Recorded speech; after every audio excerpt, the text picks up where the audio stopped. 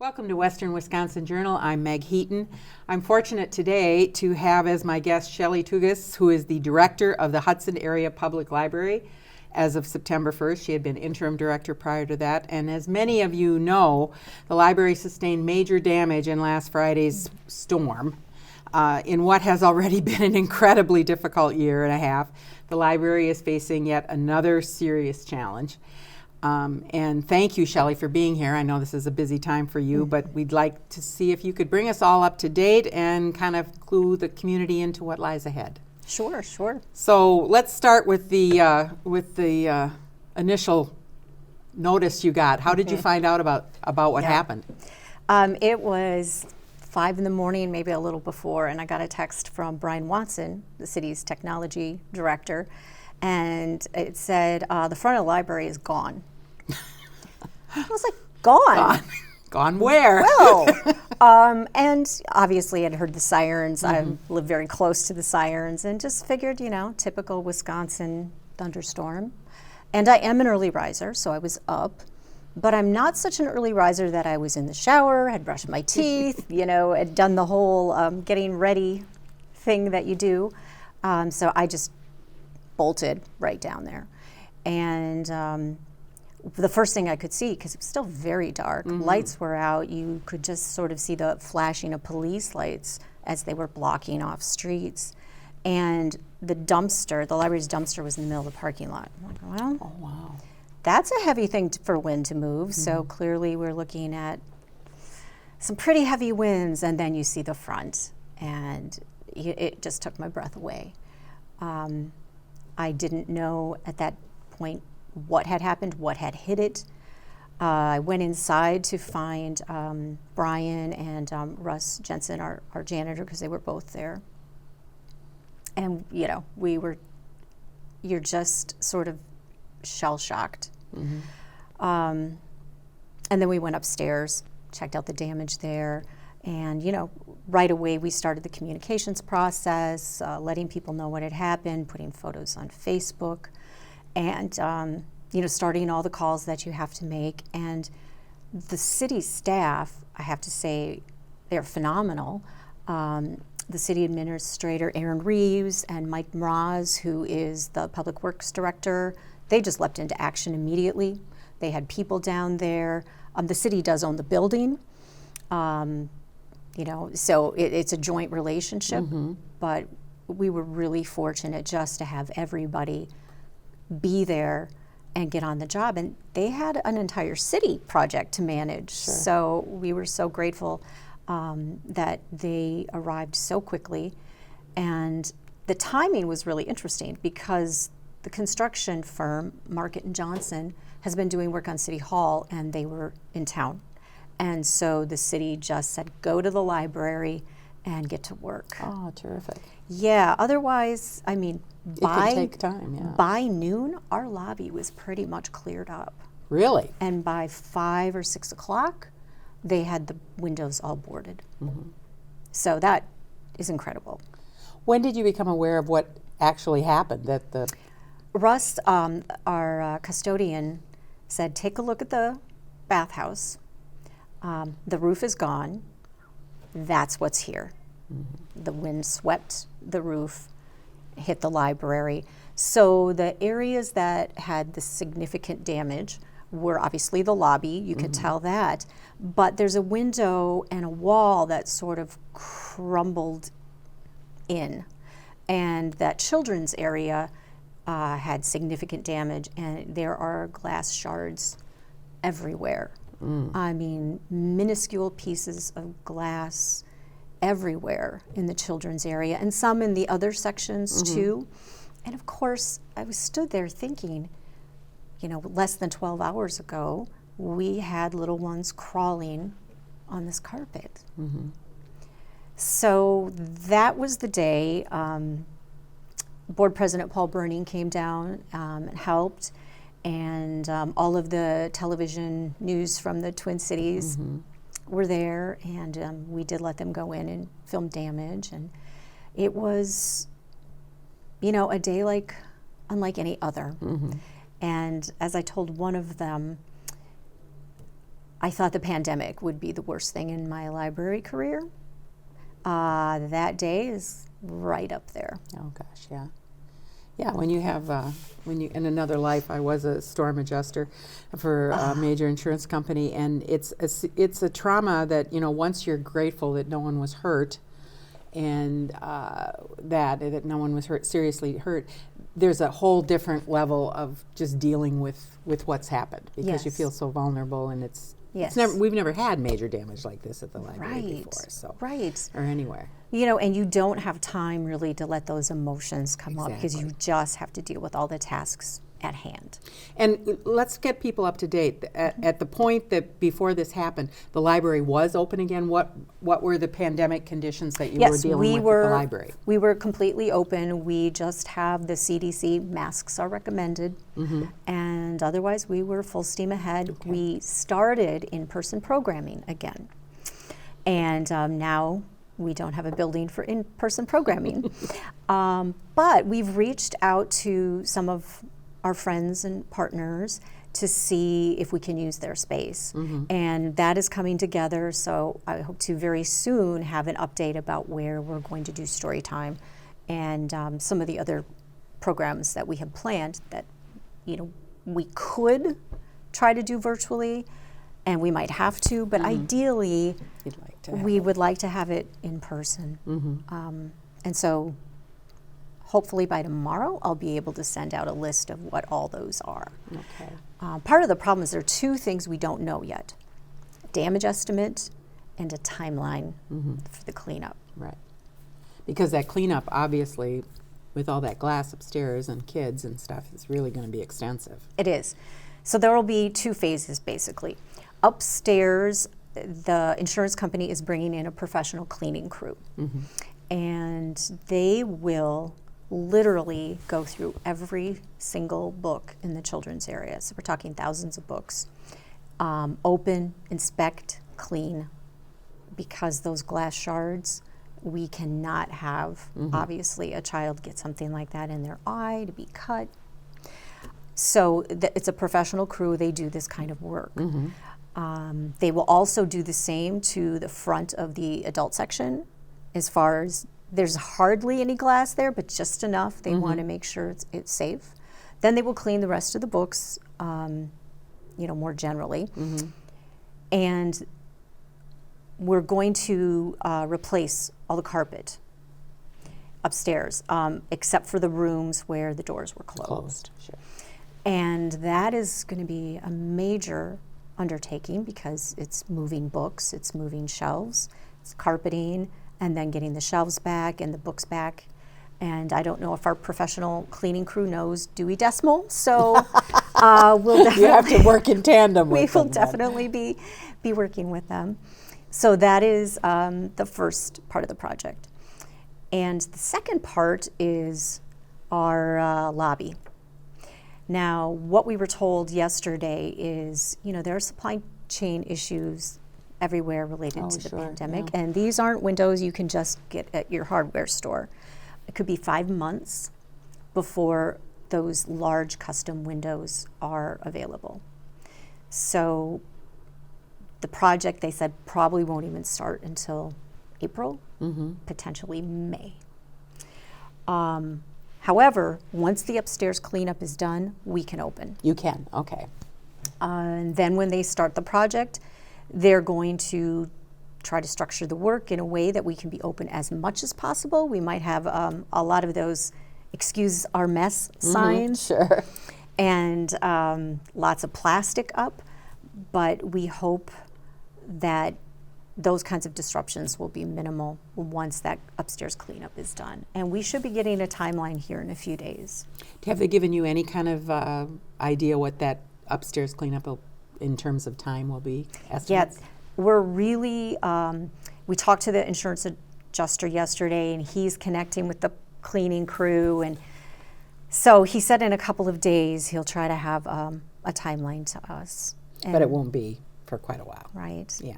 And we wanted to immediately launch curbside, back to what we were doing in the pandemic, which, by the way, we never stopped. The demand has just really gone down.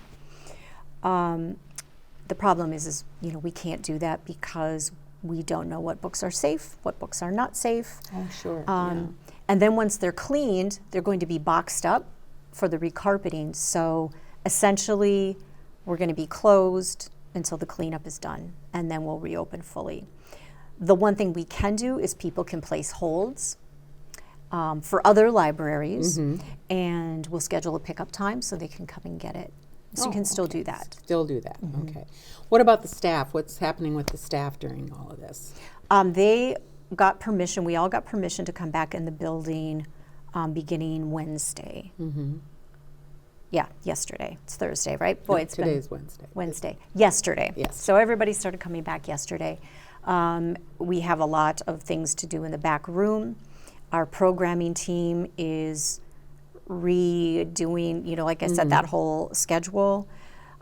We've got circulation working on the holds side, and so there's just a lot to do internally to deal with the shutdown and then prepare for the reopening. So they'll be on the job still, Yes. which is good. Yes. Glad you don't put anybody out of work for this as well. Yeah, and I didn't forget to mention, when we got there Tuesday, there's water on the floor. Ah, so We had there's a rain. leak. Uh-huh. So, yes, so there's clearly damage to the roof, and we don't know the extent of that either. Okay. Do you have any idea, is the insurance going to cover most of the damage? We also don't know that yet either. It sounds like we have, you know, really good insurance coverage. The one sort of shortage I anticipate is there's only $5,000 coverage, $5,000 worth of coverage to the landscaping. Oh, okay. And, you know, if you've done landscaping and terracing and trees, it doesn't go very far. That beautiful garden area and all the lovely things there were donated by this Hudson Garden Club, and they do all the work. So I know that their hearts just dropped when they saw the outside of the building. So hopefully some people who are donating will be able to use some of that to help them. We certainly can't expect them to donate all of that again. But if I know that bunch, they're They're going to be on the job, I'm sure. They are. And you know what's going to drive them crazy is they still have to clear out, make sure we don't have glass and all of that. But they said don't touch it because we'll end up trampling it in the spring. In spring. And I know they're ready. I've already had emails. They're ready to come. I'm sure they are. Yeah. Well, that's good. You mentioned that people are concerned about what they can do, the public, the community. What can they do, or what do you anticipate happening? You know, on the day of, we had so many people walk up, call, email, put messages on social media about coming to help, and it was really hard to say, no, you can't come. But the professional crew was like, this is dangerous. We have exposed nails, we have glass everywhere, and we have a down power line dangling from our balcony. And thankfully we have a professional crew, a construction crew that was there doing the work. So when we have to put all the books back, we definitely will probably need help, and we'll be asking people who are interested to come help us with that. Also the foundation, the Hudson Area Library Foundation, they always do an annual campaign for us to raise money for programs and special projects. They posted a link for people who want to donate. And specifically to deal with the storm damage? There are people who, and that's why I want to make sure we can clear up confusion and be totally transparent. You are able to send donation to the foundation and restrict it to something you want it to go to, like children's books. Right. Most people just tend to donate generally. You know, you analyze the needs and use the money.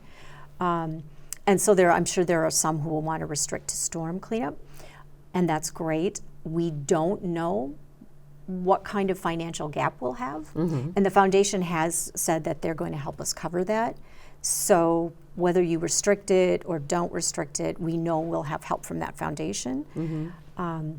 Their annual campaign they do every year, it's critical to our functioning. We have no tax dollars for programs. So 2019, over 20,000 people came to library programs. Every single one of them paid for by the Friends of the Library or the Hudson Area Library Foundation.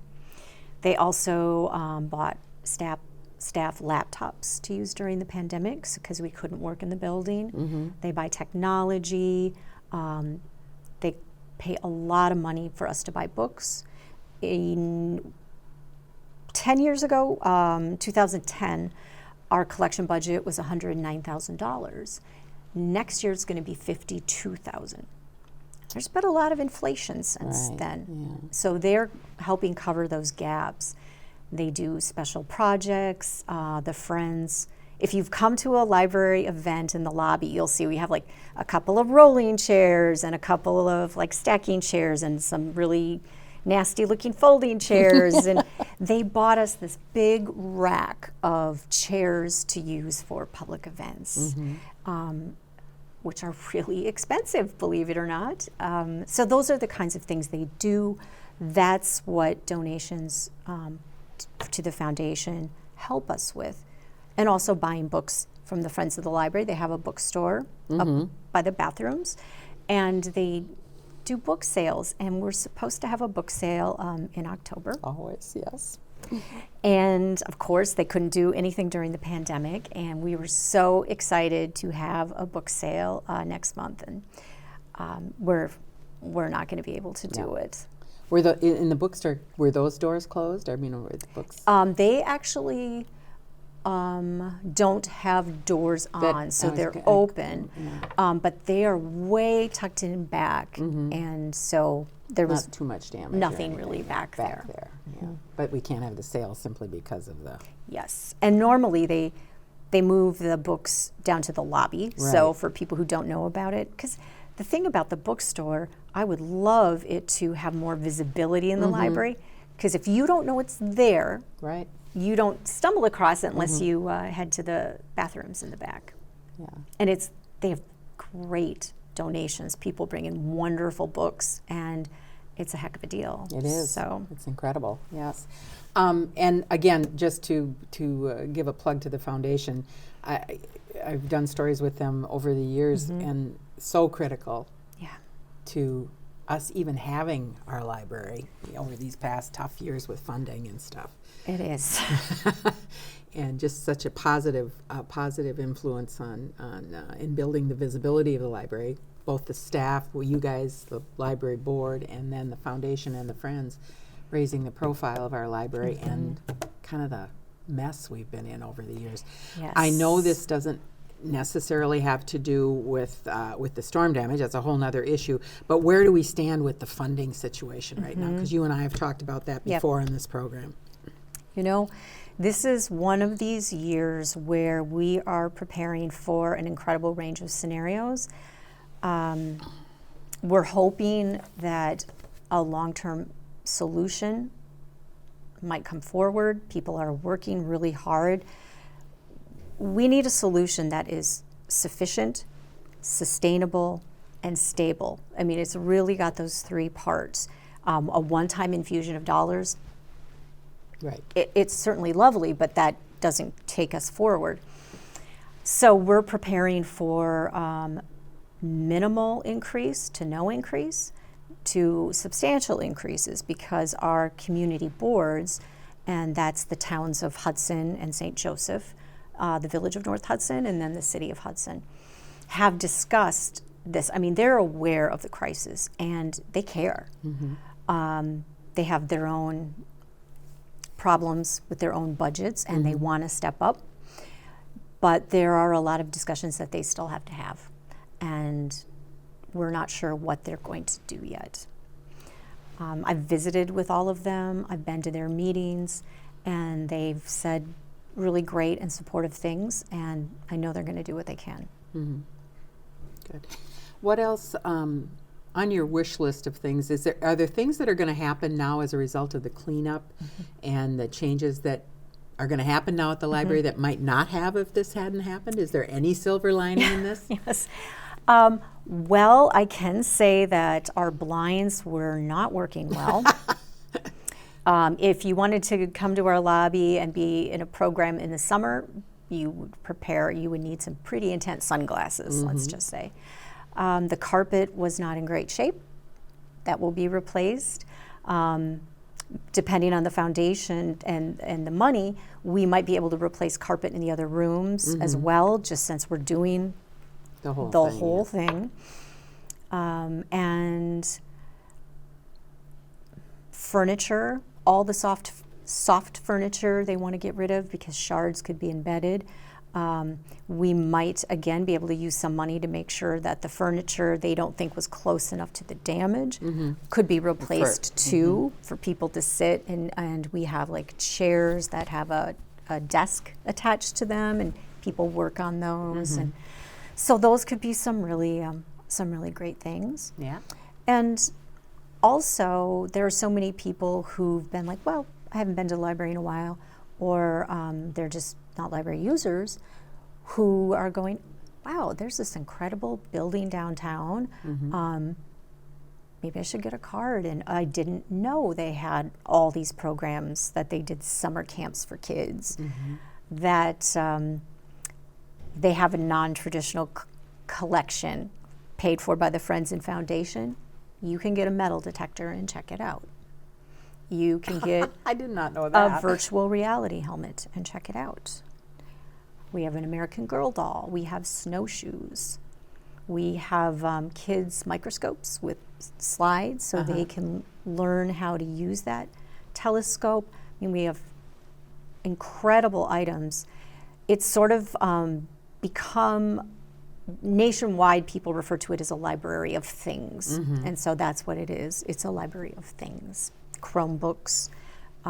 We got, per patron request, projectors with DVDs so people can do their neighborhood movie nights. You can check those out. Oh, wow. And again, those aren't taxpayer funded. Those have been paid for with donations.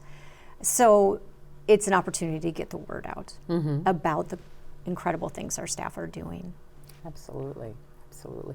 So if you wanted people to, other than that, want to know about what's going to happen with Storytime, you mentioned that you're looking for other venues. How will they know that, and how will you get that information out?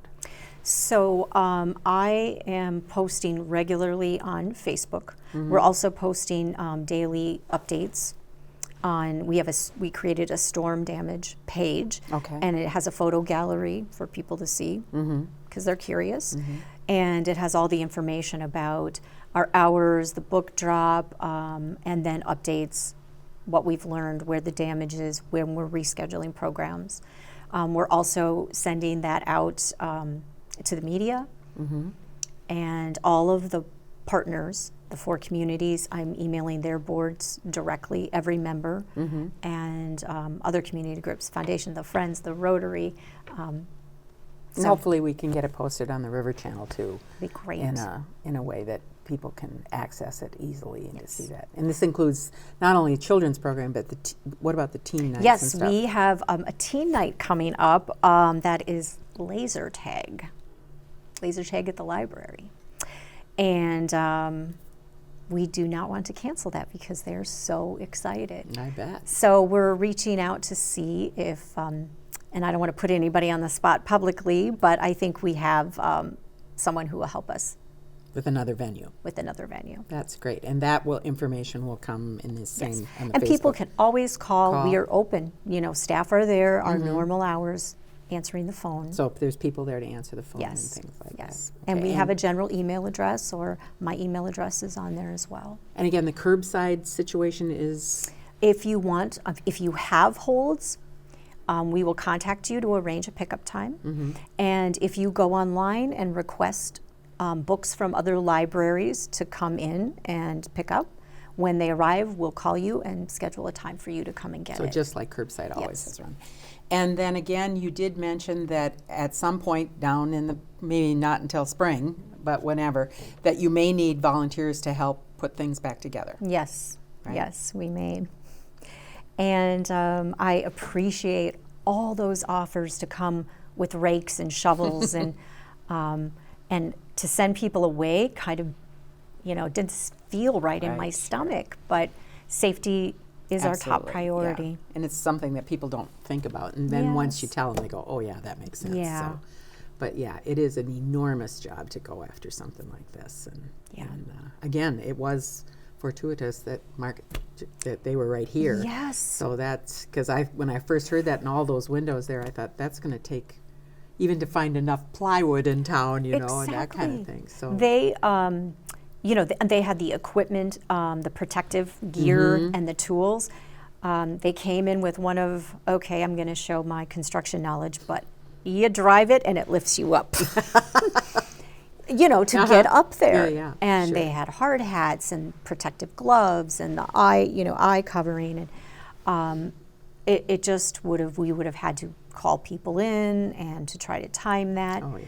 And meanwhile, we would have done what we could. I can tell you, Brian Watson and Russ Jensen, I don't know if they ever put a broom down that day. And they were carrying brush and stuff Sure. into the dumpster and glass. It's just everywhere. Yeah. It still is everywhere. And I'll tell you, we also had little tiny piles of sand in the children's area. So a little bit of the beach came with the wind. Yes. Oh, yeah. No, it's incredible when you think about the facade of that building is so gorgeous and such a landmark in town, really. And then to think that that's what got damaged, I could not imagine that had to be. And it was really sad for me to see the letters were all gone. That just freaked me out when I saw that in the picture. I thought, did they have to take those down? My heart, yeah. And I wonder where they are. Like, yes. If Does you someone have an L? Yes, if you have library letters in your yard, please bring them. Absolutely. It would be fun to have those. So would. put them in a display case and say. Exactly what we would do. Yeah. And the other thing I thought, a metaphor. Of course, Andrew Carnegie built the first Hudson Library in the early 1900s, one of 62 in Wisconsin. And we had his portrait up in the history room, and the storm knocked it down, face down. And I thought, well, that is an interesting metaphor. And we picked it up, not a scratch. Not a scratch. Thank you. I feel like that is a great sign. That is a good sign. And Nancy Hawkinson. Her portrait. She was stuck, right? She was stuck on the Yes, wall. we were so happy to see. Nothing happened to Nancy's portrait. And also, we've been really active in the Golden Rule project. And we had a Golden Rule sign in the front yard. And I assume for sure it's gone.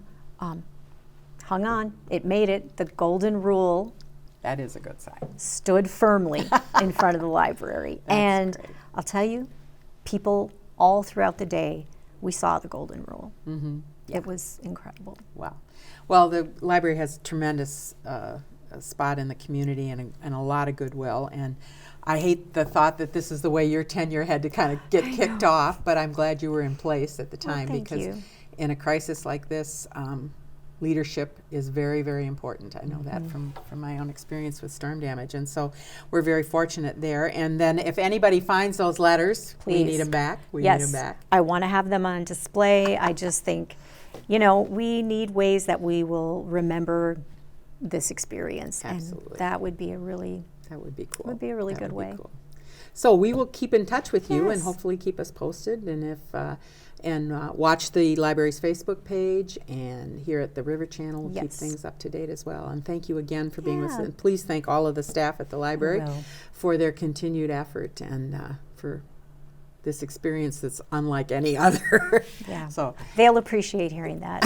I know. Thank Well, you. they're all good folks. I know that. So, and thank you to the foundation and the board and the friends again, of course, because they're at the core. They're the backbone. They are. They're there for us always, and they're showing it again. All right. So, Well, thank you very much for joining us, Shelly, and thank you for being with us at Western Wisconsin Journal. We'll see you again.